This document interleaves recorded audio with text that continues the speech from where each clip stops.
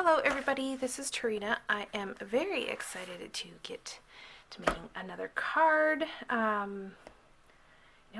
soon as Halloween comes along, I have so many things to do. I mean, it never used to be that way. I used to have a lot more time on my hands, but I don't seem to have that time anymore. So, um, I am going to go ahead and get started on a card. It's going to be similar to this one. I'm going to take inspiration from this one. This is in the September-October catalog, supplemental catalog from Close to My Heart. I have a piece of Kraft cardstock that I put through this embossing folder, and I didn't end up using it, so I kind of just, set it aside, and so here I am. I decided, that's the same pattern. I don't want to do it exactly the same, so I'm just going to go ahead and use what I have. So I've kind of gathered a little bit of a cluster over here on the side of things that I think I want to use, and I'm going to go ahead and get started. Alrighty, so this card, I got a snippet of it and I put it up here. Ta-da! Yeah, it's a little blurry, but that's okay. It's just a general idea of the layout that I want to do using the Stitched Circles embossing folder piece that I had already showed you in the intro. So I'm going to go ahead and get a 12 by 12 piece of paper.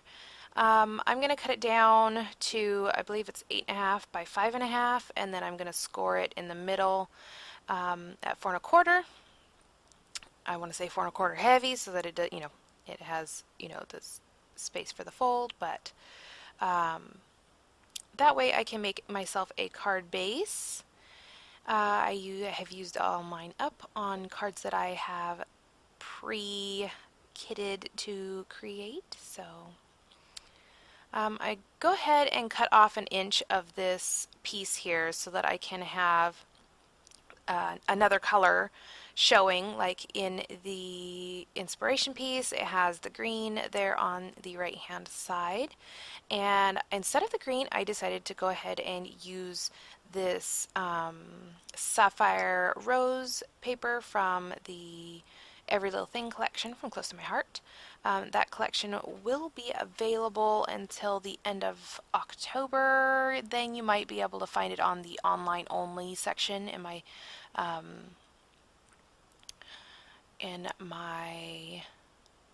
website, on my website, which down there in the corner you have hellotarina and hellotarina.closetomyheart.com. So those are ways that you can find me on the internet.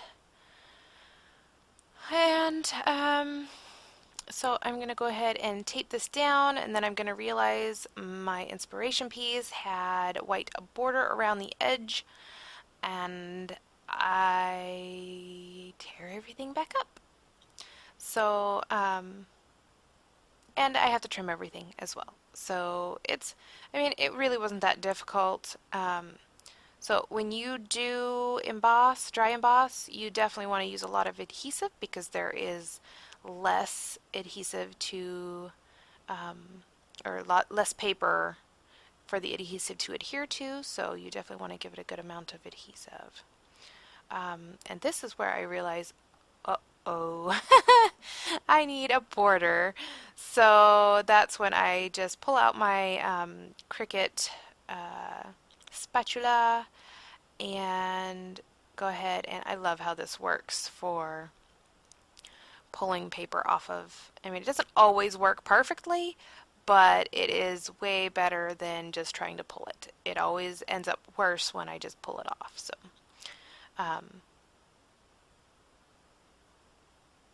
I go ahead and use this tool and try to get it off as much as I can and clean it off and put it the little pieces of my garbage right down below my workstation, and then I go to trim my piece, and I'm like, okay, 4.5 or 4.25. I need to be 3, and blah blah blah. And I'm like, wait a minute, that's not right. I need it longer than that. I was like, that looks awfully short. And I'm like, oh yeah, because that was the 5.5 piece. So I just cut off, I think 3/8, uh, and that's what I go with. It works pretty good. I like the size of the border that it gives. Now I might do a little like mini series on that, because you know the difference between different like how much borders, different borders. There is a difference, like a visible difference between the borders. So I realized that I needed to trim this down a little bit too, just simply because I wanted to keep the inch of pattern paper, visible. So go ahead and stick that down, and that looks much better. So instead of the just straight strip that they have in the inspiration piece, I wanted to pull in this vellum piece from the Every Little Thing vellum collection, or vellum pieces. Vellum die cuts, I guess is what you call them. And they come in just a sheet of die cuts. And so I'm trying to figure out how I'm going to, attach this. The adhesive does not like to stick to the vellum because it's plastic, and it's just not ideal for vellum. So I go ahead and struggle with my adhesive here, even though I pre-prepped it. I did pre-prep it, people. I did. And it still did not work. Just the amount of time that it took me from pre-prepping to working, opening it again, it just stuck. And that's with the lid on. So I put the adhesive in the center there because my circle will be covering that. So that way you can't see it. And then I decide to fold the top edges down around the sapphire piece there, and just add a little bit of adhesive, and it kind of holds it in place. And it doesn't have any, like, I don't know, it doesn't have any adhesive, to be seen. So it just kind of looks like it's floating there and staying like it's supposed to. So that's what I went for with that. And I love how vellum folds so easily and stays. But yeah, so now this is a circle that I have had for ages, probably about I would say 10 to 15 years, like literally. I've had it for a long time. So I decided, you know what, this needs something. I don't have I didn't cut out a scallop border or a scallop circle, so I decided to use that. So I am using, what were they? They were TB9 and GB, what's GB something? GBR1 and TB9 for my colors. And I'm going to go ahead and color my butterfly. These are also from the Every Little Thing vellum die cut sheet. Again, if anything that I have available in my shop, I will leave the link to, and my shop is my Close to My Heart page or website. So it's really simple to, just go there and find what you want and check out, and they send it straight to you. I don't even have to do anything except send you a thank you card, which will be personally made.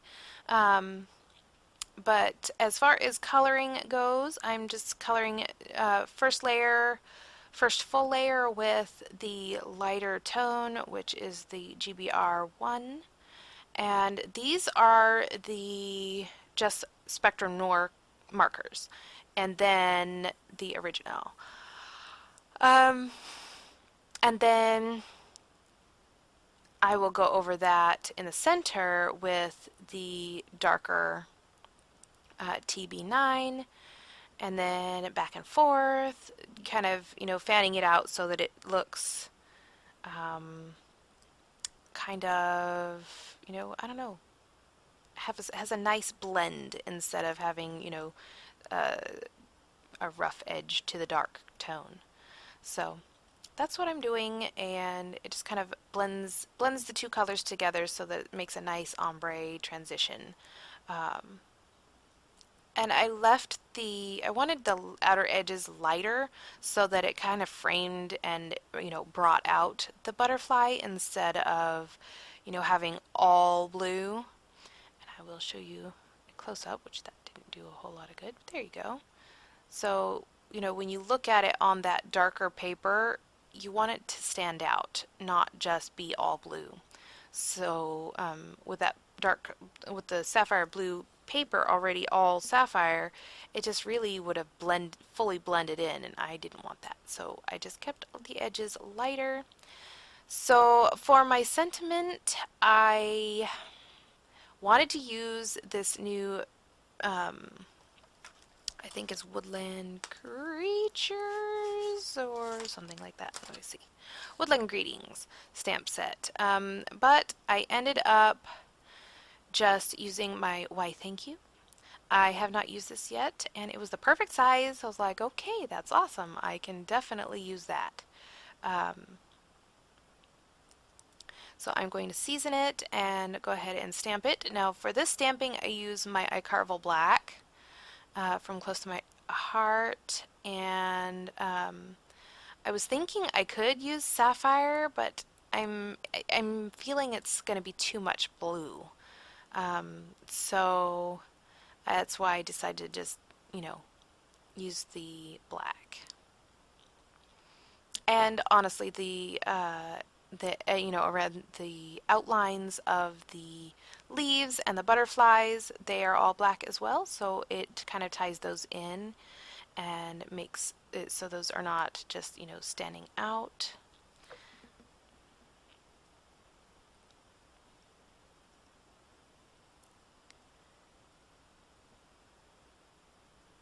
So I should have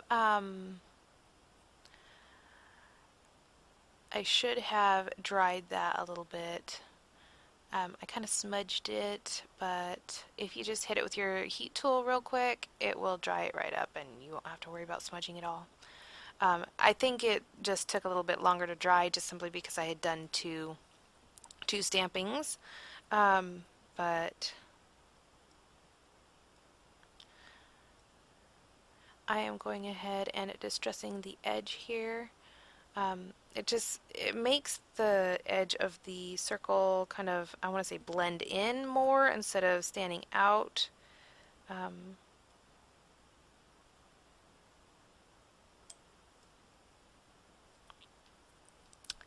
And then once I'm done with that, I'm just going to go ahead and place that down with foam.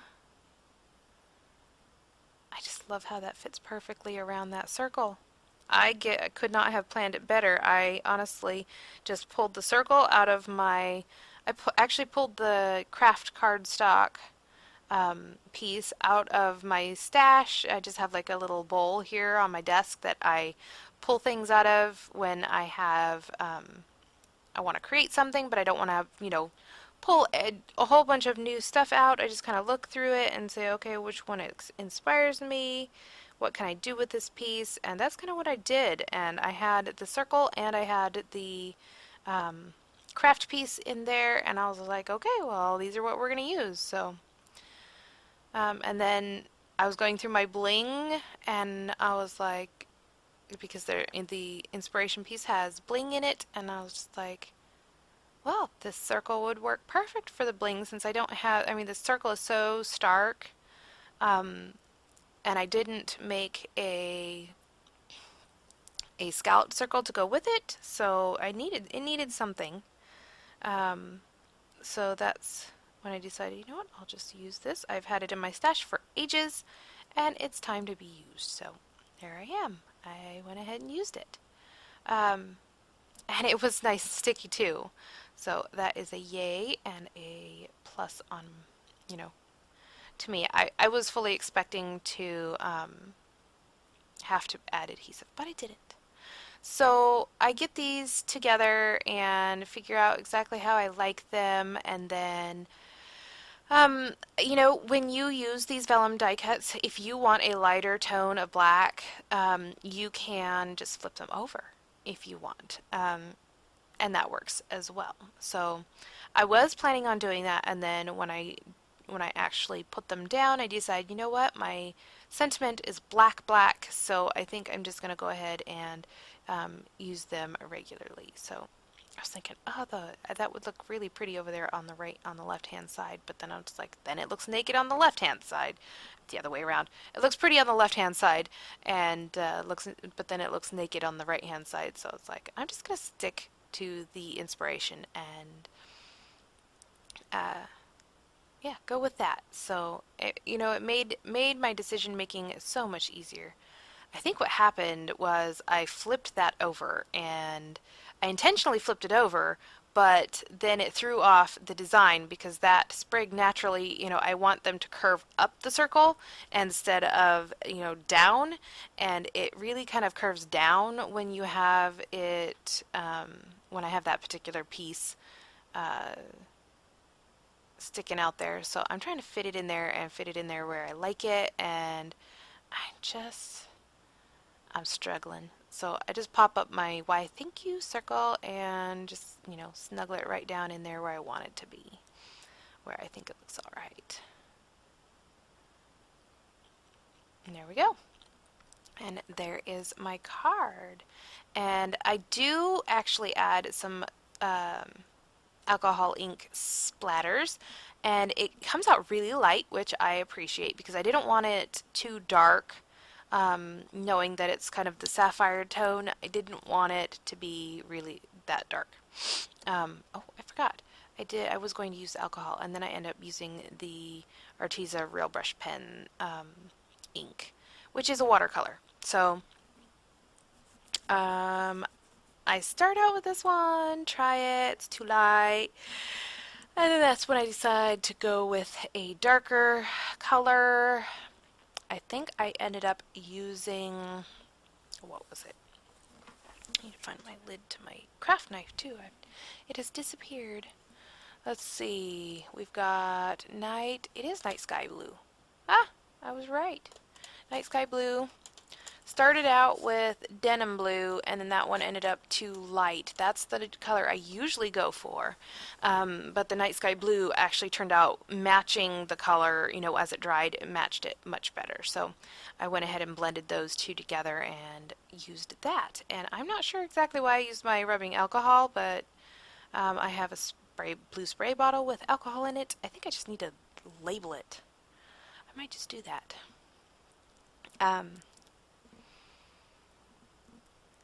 But my pink, I have two bottles that are the same style. One's pink, one's blue. The pink one has water, the blue one has alcohol in it for any time I need them. But I accidentally grabbed the blue one for some reason. I was thinking blue is water, right?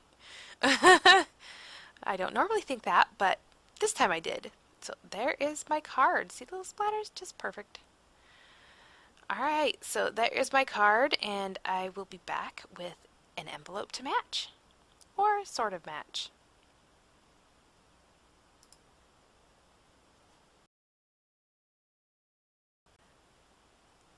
So I am going to go ahead and get started on the envelope part. It was kind of an afterthought, so I was like saying my byes and all that kind of stuff, and then I was like, wait a minute, I have an envelope and I like to decorate my envelopes, so I decided I'm going to go ahead and use the Every Little Thing scrapbooking stamp set from Close to My Heart, and I'm just gonna go ahead and make a little sprig down here on the bottom and a scrib. I'm not doing a sprig on the top. It's not a sprig. It's really not a sprig. A bunch of flowers. That just sounds wrong too. Alright, what is it called? I want to say buff. Buff? Buff's not right either. Bow. A bow. I don't know. Bow just seems... Every time I hear bow, I think of Christmas, right? That's not... Those are just flowers. They don't have to be Christmas, so bow, I don't know. It's not Christmas. I know. I know it's not Christmas. But it still reminds me of Christmas. So I'm just flipping this around here and hoping that it'll look the way that I'm intending it to where it just kind of frames the and if I do this again, I will definitely just put this on the top end, but I mean the way that it turns out is okay. It's alright. It does the job, but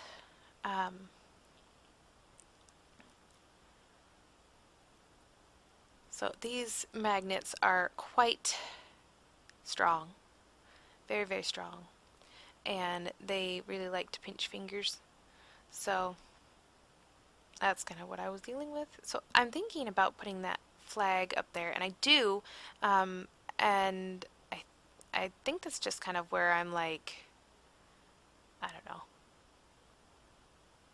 I was trying something new. I normally would not have done that, but I decided, you know what, I'm going to give it a try and see how it works.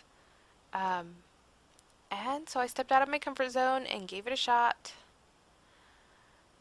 I don't know that I would do it again, maybe in a lighter color instead of the sapphire. I did